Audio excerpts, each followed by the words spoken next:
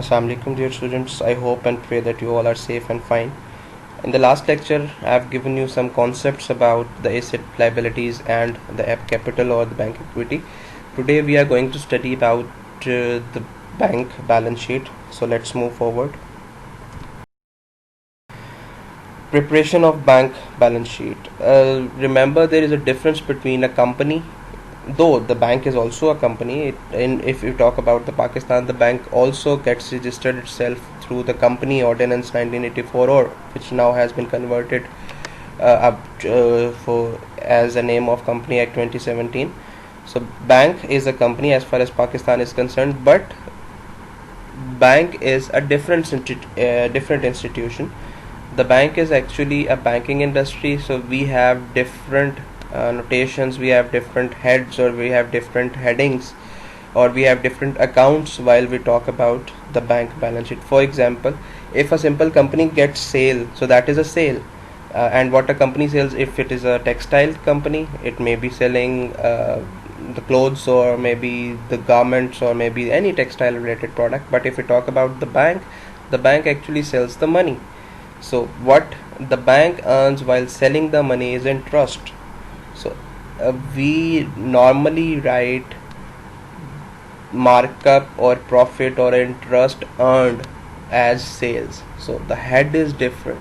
If we talk about the company, we write sales and then cost of goods sold. But if we prepare income statement of a bank, then we have markup interest earned and markup interest expensed.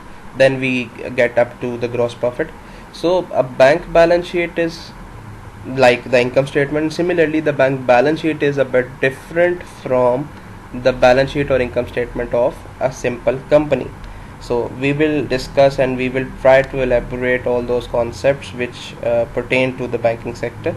So a bank is not like any other company. Its main activity consists of using money from savers to lend those requesting credit. Simple. जैसे हमने bank के functions के बारे में discuss किया, so bank का काम ही यही है कि वो ऐसे लोगों से जिनके पास सेविंग्स हैं या जिनके पास इन्वेस्ट करने को पैसा है, या ऐसे लोग जिनके पास एक्स्ट्रा पैसा है and they want to earn, they want to invest, और they want to even have that money in safe keeping, तो वो बैंक को जमा करवा देते हैं. And then there is a one portion और वन चंक जिनको पैसों की ज़रूरत है, either for the personal needs और for the business needs. So वो बैंक से लोन लेते हैं. So bank at one side gate deposit which is a liability for the bank, and at another side it lends to the ones who need that money, that is asset for the bank. So that means a bank balance sheet is somewhat different from a company that is not a financial institution. कैसे कैसे different है हम इसको देखते हैं. इसके बारे में मैं आपको पहले बता चुका हूँ बैलेंस शीट क्या है. सिमिलरली बैंक की बैलेंस शीट भी यही है. At one side we have assets and another side we have liabilities and equity. So total assets की अगर हम बात करें तो इसमें कैश एंड कैश इक्विवेलेंट्स आते हैं, एसेट्स आते हैं.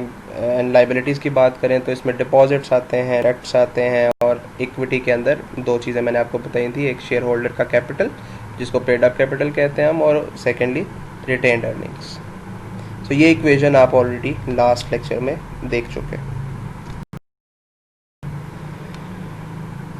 अब बैंक लाइबिलिटी जनरेट क्यों करता है या कैसे यूज़ करता है, इस पे बात करते हैं. Bank uses liability to buy assets which earns its income. जैसे मैंने आपको बताया कि अगर बैंक में कोई पैसा जमा करवाता है या बैंक डिपॉजिट लेता है, लोगों से पैसा लेके अपने पास रखता है, so that means bank is generating a liability. और वो लाइबिलिटी के ऊपर बैंक एक्सपेंस करेगा, बैंक का खर्चा होगा. तो बैंक उस लाइबिलिटी को कहीं ना कहीं किसी ना किसी जगह पे इन्वेस्ट करता है. Either it buys asset, it lends, that is again an asset for the bank. So उन एसेट्स के थ्रू फिर बैंक अर्न करता है. So at one side bank ने डिपॉजिट लिया, एट अनदर साइड बैंक ने वो किसी ना किसी इंस्टीट्यूशन को, किसी इंडिविजुअल को लेंड कर दिया. So at one side we have liabilities and other side we have assets. Liabilities पे एक्सपेंस हो रहा है, एसेट्स के ऊपर इनकम हो रही है. And if income is better than, larger than, greater than expenses, that means the bank is doing good, bank is earning profit. So by using liabilities such as deposits or borrowing to finance assets such as loans to individual or businesses or to buy interest earning securities, the owners of the bank can leverage their bank capital to earn much more than would otherwise be possible using only bank's capital.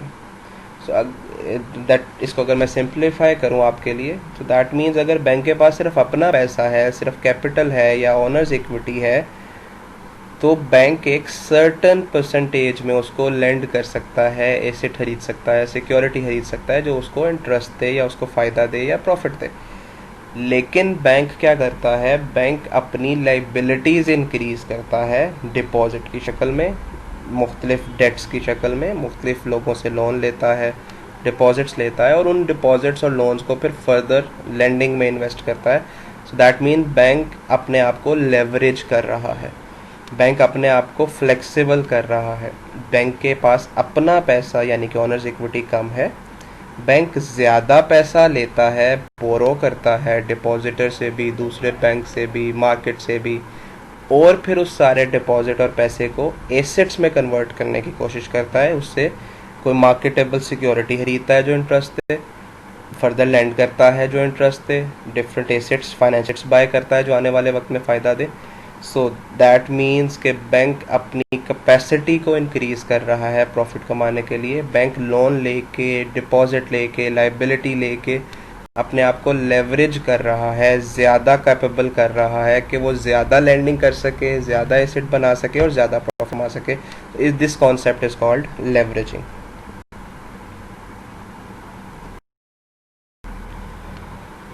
So while talking about the balance sheet, there are certain basic things जो अब आपको मैं one by one बताऊंगा. इससे पहले lecture में मैंने आपको बताया एसेट्स क्या होते हैं, लाइबिलिटीज़ क्या होती हैं. अब हम बात करते हैं उनकी फर्दर सब कैटेगरी के बारे में कि करंट एसेट्स क्या होते हैं और करंट लाइबिलिटीज़ क्या होती हैं. सिमिलरली फिक्स्ड एसेट्स और long term liabilities. So current assets और current liabilities are those things which we need to pay or which will benefit us within a period of 1 year. Current asset की बात करूं तो ऐसे assets जिनका फ़ायदा, जिनकी वैल्यू, जिनकी वर्थ मुझे 1 साल तक मिलेगी या 1 साल से कम मिलेगी, उन तमाम चीज़ों को, उन तमाम वैल्यूएबल्स को मैं करंट एसेट्स में ऐड करता हूँ. फॉर एग्ज़ाम्पल कैश है, फॉर एग्ज़ाम्पल कोई स्टॉक है जो 1 साल तक मेरे पास रहेगा जिसका मुझे फ़ायदा होगा. ऐसी तमाम चीज़ें जो कि रेडिली सेल भी हो जाती हैं, जो कि इमीडिएटली कैश में कन्वर्ट हो जाती हैं, या वो कैश ही है, या फिर उनकी जो लाइफ है वो 1 साल है, उन तमाम एसेट्स को हम करंट एसेट्स कहते हैं. And similarly current liabilities are those obligation which should be और which must be paid within 1 year. तो ये वो ऑब्लिगेशन है जो शॉर्ट टाइम के लिए हैं, शॉर्ट टर्म लाइबिलिटीज़ हैं जिनको 1 साल में पे करना है, उन ऑब्लिगेशंस को, उन रिक्वायरमेंट्स को फुलफ़िल करना है. So those are called current liabilities. And normally current asset should be more than the current liabilities और at least should be equal to current liabilities. आपने एक रेशो फाइनेंस में या बीकॉम में पढ़ी होगी, करंट रेशो, जिसको आप कहते current assets over current liabilities. And we come up with a certain, let's say 1:1 or 2:1. So that means the more current assets we have in the company in comparison to liabilities, that means the company is better able to meet its current obligations. So current assets normally should be more than the current liability so that the company does not get bankrupt. इसके आगे एक concept है run on bank का, वो इसी पे base करता है. So I am emphasising on this thing, current assets and current liabilities, ताकि आपको वो कॉन्सेप्ट समझ आ सके. Then we have fixed assets and long term liabilities. Fixed assets को हम लॉन्ग टर्म एसेट्स भी कहते हैं. ये करंट एसेट्स से नेक्स्ट पीरियड के लिए जितनी भी चीज़ें होती हैं उसको हम कहते हैं. For example if an asset has a value और द वर्थ और the life of more than 1 year, machinery है, लैंड है, प्रॉपर्टी है, ऐसी चीज़ें जिनकी वर्थ, जिनकी वैल्यू या जिनका फ़ायदा 1 साल से ज़्यादा होगा, उनको हम फिक्स्ड एसेट्स कहते हैं. सिमिलरली ऐसी लाइबिलिटीज़ जो हमने 1 साल के बाद या 1 साल से ज़्यादा टाइम पीरियड के लिए ली हैं और 1 साल के बाद पे होनी है, ऐसी तमाम लाइबिलिटीज़ को हम लॉन्ग टर्म लाइबिलिटीज़ कहते हैं। एंड लॉन्ग टर्म लाइबिलिटीज़ का कुछ पोर्शन करंट लाइबिलिटी भी हो सकता है। फॉर एग्जांपल, एक कंपनी ने 10 मिलियन का लोन लिया है and they will repay that amount on quarterly basis, quarterly instalment है, और वो लोन टोटल 10 साल के लिए है। सो वो 10 मिलियन का loan actually long term liability है, लेकिन उसका कुछ पोर्शन 1 साल के अंदर अंदर पे होना है, यानी कि क्वार्टरली अगर इंस्टॉलमेंट्स हैं तो इसका मतलब है 1 साल में 4 मुख्तलिफ इंस्टॉलमेंट्स जाएंगी। सो वो 4 इंस्टॉलमेंट्स उस कंपनी की करंट लाइबिलिटीज़ हैं जो उसने 1 साल के अंदर पे करनी है, and the remaining amount we will write it in long term liabilities. And then we have another equation, that is working capital. Working capital is equals to current assets minus current liabilities. Working capital वो है जो हमें day to day requirements meet करने के लिए चाहिए। Working capital वो है जिससे मुझे स्टॉक भी खरीदना है। वर्किंग कैपिटल वो है जो मेरी कंपनी की डेली रिक्वायरमेंट्स हैं, चाहे वो क्रेडिटर्स की हैं, मैंने पैसे देने हैं, चाहे मैंने स्टॉक से अपने फिनिश प्रोडक्ट को कन्वर्ट करना है। तो ऐसी तमाम चीज़ें जो मुझे डे टू डे रिक्वायर हैं उनको हम वर्किंग कैपिटल कहते हैं। And again working capital is equals to current asset minus current liabilities. It means के करंट एसेट ज़्यादा होंगे, करंट लायबिलिटीज़ कम होंगी, तो मेरा वर्किंग कैपिटल या मेरा डे टू डे काम ठीक रहेगा। और अगर ऐसा नहीं है, मेरे करंट एसेट्स कम हो गए हैं और करंट लायबिलिटीज़ ज़्यादा हो गई, तो इसका मतलब है मेरा वर्किंग कैपिटल नेगेटिव में चला गया।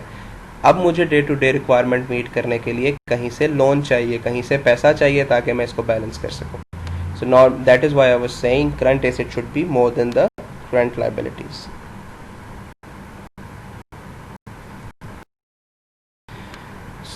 This was the concept I was talking about. It is run on bank. It is very important concept, and as far as your paper is concerned, and also to understand how the bank or how the basics of the bank gets shattered. A bank run occurs when a large number of customers of a bank or other financial institutions withdraw their deposit simultaneously over concerns of the bank's solvency.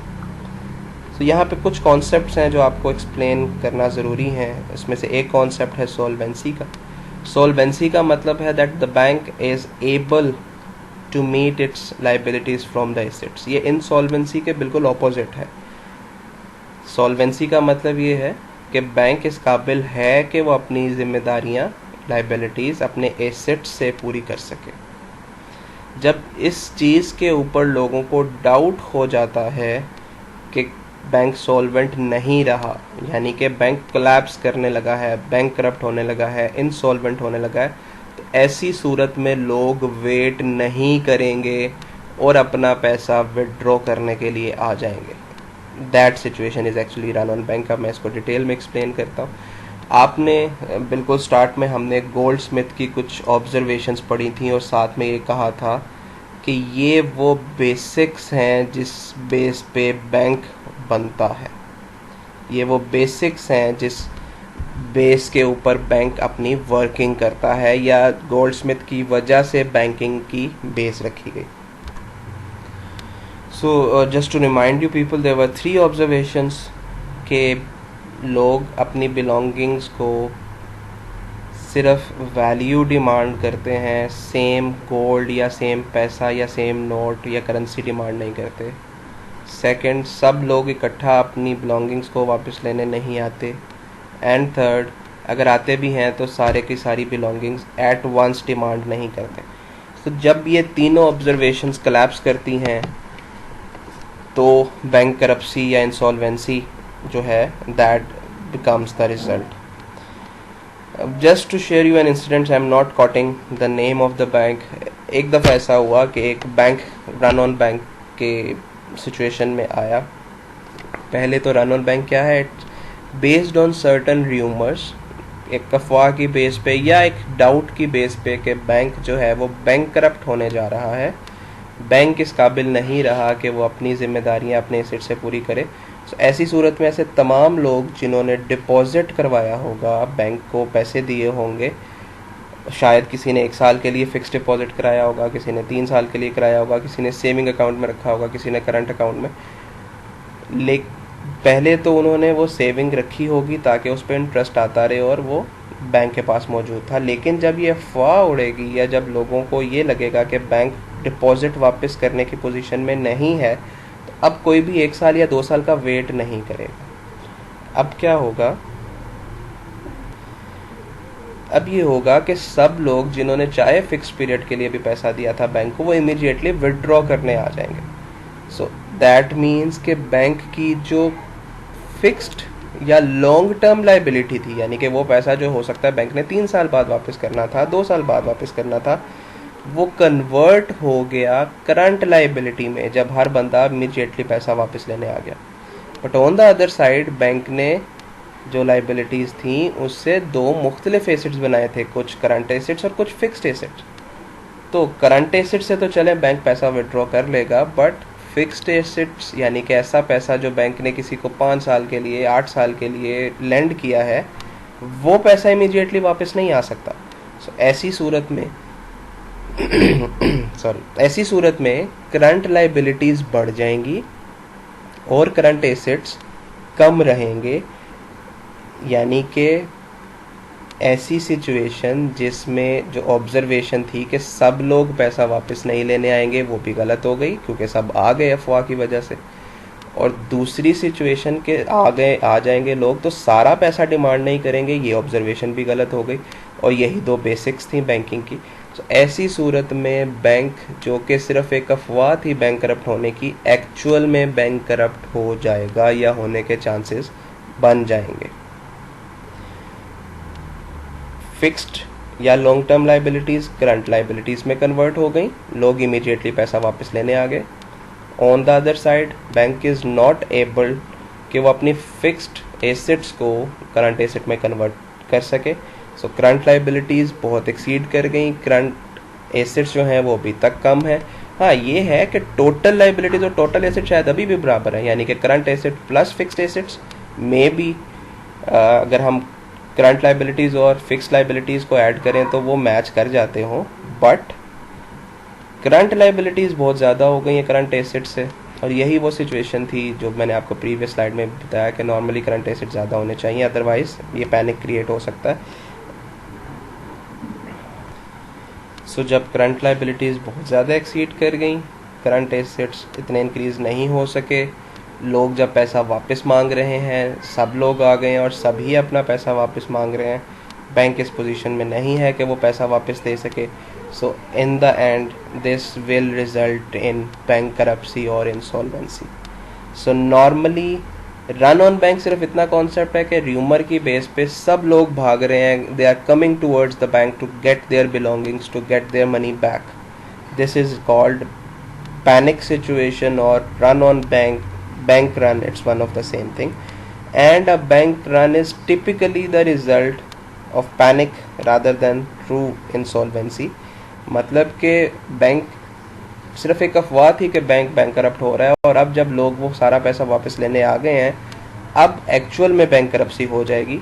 इससे पहले तक ये सिर्फ एक अफवाह थी, bank corrupt नहीं हो रहा था। बैंक के पास टोटल एसेट्स मौजूद थे। बैंक उनको अपने टाइम के मुताबिक अगर ऑब्लिगेशंस आती हैं, अगर लाइबिलिटीज़ जनरेट होती, लॉन्ग टर्म के मुताबिक होती, करंट के मुताबिक होती, तो बैंक इस पोजीशन में था कि वो अपनी जिम्मेदारियां पूरी कर सकता था। लेकिन जब वो सारी चीज़ें करंट लाइबिलिटी में कन्वर्ट हो गई, नाउ द बैंक रन और that panic will result in bankruptcy और मे रिजल्ट इन बैंक करप्सी। अब मैं आपको एक बात कर रहा था, एक एग्जांपल के तौर पे ये चीज़ समझा दूँ। Once a bank faced this situation, ये हुआ कि आप में से अगर किसी ने इंटर्नशिप कभी बैंक में की हो या बैंक की वर्किंग को कभी एनालाइज किया हो, तो नॉर्मली जो मंथ एंड होता है या क्वार्टर एंड या ईयर एंड, जो ब्रांच मैनेजर्स हैं उनकी कोशिश होती है कि डिपॉजिट मेंटेन रहे, बिकॉज उनकी एबिलिटी या उनकी जो प्रोफेशनल कॉम्पिटेंसी है, या आप समझ लें कि अपनी पोजीशन को जस्टिफिकेशन या जस्टिफाई करना इस बेस पे होता है कि ब्रांच मैनेजर एक ब्रांच में कितना डिपॉजिट लेके आता है। So the more deposit that a branch manager brings into the bank, इसका मतलब है कि वो ब्रांच मैनेजर बहुत अच्छा काम कर रहा है, और उसी बेस पे उसके इंक्रीमेंट्स या प्रोफेशनल ग्रूमिंग होती है। सो व्हाट हैपेंड कि एक branch manager, probably it was an year and, और एक इंडिविजुअल की बहुत बड़ी रिक्वेस्ट आई अमाउंट विदड्रॉ करने की, प्रोबेबली 20 or 30 million. सो उसका अपना पैसा था, उसने डिपॉजिट करवाया हुआ था, that businessman needs that money back. उसने वो पैसा जब वापस डिमांड किया, द ब्रांच मैनेजर एक्सक्यूज्ड और ट्राइड टू एक्सक्यूज कि किसी तरीके से 2 या 3 दिन ये रुक जाए ताकि मेरी जो क्लोजिंग है 1 साल की वो अच्छी हो जाए, और उस बेस पे उसके इंक्रीमेंट्स थे. So that branch manager made an excuse कि हमारी ब्रांच में इतना पैसा भी मौजूद नहीं है, आप वेट करें, हम आपको अरेंज कर देते हैं. बिकॉज रिफ्यूज़ तो नहीं किया जा सकता था कि पैसा नहीं देना, बट कुछ ऐसी एनवायरनमेंट क्रिएट किया गया कि कोई सिस्टम नहीं चल रहा है, प्रॉब्लम है. That businessman waited for some time and then he had an observation कि शायद इस बैंक के पास पैसा मौजूद नहीं है, जिसकी वजह से ये पैसा वापस नहीं कर रहा. The reality was different and what that person perceived was different. And then जो भी हुआ वो 2-3 दिन गुजर गए. That businessman discussed this thing in its circle. बहुत सारे दोस्तों के साथ ये चीज़ शेयर की गई कि मुझे फलाने बैंक के पास गया था और उसने मुझे पैसा नहीं दिया, शायद उस बैंक के पास पैसा नहीं है. Now the rumour is building up. और लोगों ने भी यही चीज़ समझना शुरू किया, उनको यही लगा कि वाकई बैंक के पास पैसा नहीं है. एंड उसके बाद हर इंडिविजुअल ने अपना पैसा विड्रॉ करने की कोशिश की, जस्ट इस डर से कि शायद बैंक के पास पैसा नहीं है और बैंक इंसॉल्वेंट होने जा रहा है. Now the bank has a capacity to entertain, to give services to certain people. जब बहुत ज़्यादा रश आएगा तो ऑब्वियसली वो बैंक के सॉफ्टवेयर को भी इम्पैक्ट करेगा, बैंक के स्टाफ को भी इम्पैक्ट करेगा, लोकेशन को भी इम्पैक्ट करेगा. स्लोली एंड ग्रेजुअली जब बहुत ज़्यादा रश होना शुरू हुआ तो द सॉफ्टवेयर और द सिस्टम कोलैप्स्ड. वो र्यूमर मज़ीद स्ट्रॉन्ग होना शुरू हो गई कि वाकई बैंक के पास पैसा नहीं है, बैंक तो एक्सक्यूज़ कर रहा है, कभी सॉफ्टवेयर का बहाना बना के, कभी सिस्टम, कभी कुछ. जब बहुत ज़्यादा लाइंस लगना शुरू हुई, रश लगना शुरू हुआ, तो ऑब्वियसली गार्ड्स ने एक सर्टेन लिमिट तक लोगों को एंटर करता था. उसके बाद बैंक के बाहर लाइंस लगना शुरू हो गई.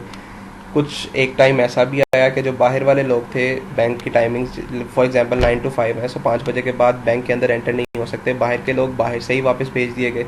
ये सारी र्यूमर बिल्डअप होते होते एक ऐसी पोजीशन आ गई जिसमें तमाम फिक्स्ड या लॉन्ग टर्म लाइबिलिटीज़ कन्वर्ट हो गई करंट लाइबिलिटीज़ में, और बैंक के ऊपर ये प्रेशर बिल्ड हो गया कि वो तमाम लाइबिलिटीज़ पे करनी है, जिसकी वजह से ना सिर्फ सिस्टम कोलैप्स हुआ, सॉफ्टवेयर अफेक्ट हुआ, स्टाफ अफेक्ट हुआ, कैपेसिटी अफेक्ट हुई, and also the bank now actually get into a position of insolvency और बैंकरप्सी. सो ये सारी सिचुएशन को हम रन ऑन बैंक कहते हैं. आई होप कि ये कॉन्सेप्ट आपको क्लियर हो गया होगा. सो आई होप कि आपको रन ऑन बैंक या बैंक पैनिक के बारे में समझ आ गई होगी. I would request and advise you people कि आप इंटरनेट पे इसको फर्दर सर्च करें और इसके बारे में पढ़ें. This is a situation due to which a bank get insolvent और बैंक करप्ट, और इसका इम्पैक्ट फिर पूरी इकोनॉमिक पोजीशन पे, पूरी इकोनॉमी पे आता है. So run on bank is clear. In the next lecture I will discuss the practical concept of income statement and balance sheet of the bank. मैं आपके साथ कुछ पिक्चर्स शेयर करूंगा और उस पिक्चर के सारे जो हेड्स हैं, then we will discuss it one by one for to make you people understand that how a bank balance sheet and income statement is built and prepared. Jazakallah.